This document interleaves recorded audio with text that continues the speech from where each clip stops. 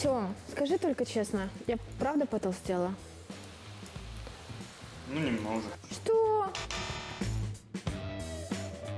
Тём, скажи только честно, я правда потолстела? Ну, не так, как твои подруги, конечно. Что? Тём, а скажи только честно, я правда потолстела? Да нет, у меня самая стройная. А теперь отойди, у меня игра. Что?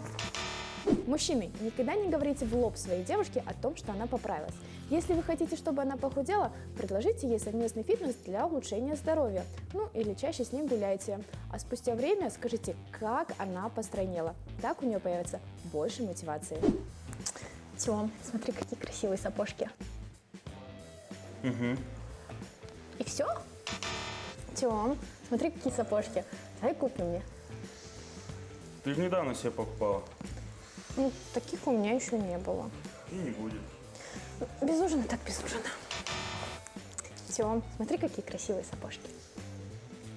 Давай возьмем, если хочешь. Да, правда?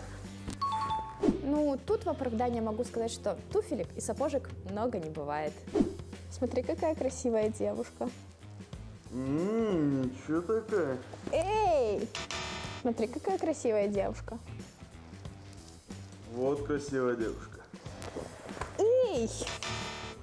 Смотри, какая девушка красивая. Да нет, ты у меня самая лучшая.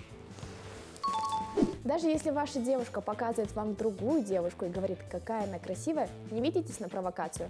Лучше скажите, что красивее ее никого нет. Тём, а что ты во мне нового заметил? Да вроде ничего. Тём, а ты заметил сегодня во мне что-то новое? Волосы покрасила. Вообще-то у меня натуральный цвет волос. Тём, а ты заметил сегодня во мне что-то новое? Стало еще прекраснее.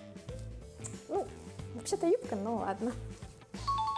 Если вы не замечаете, что изменилось в вашей девушке, а она вас об этом спрашивает, то просто скажите, что она стала еще прекраснее. Так на вашу невнимательность никто не обидится.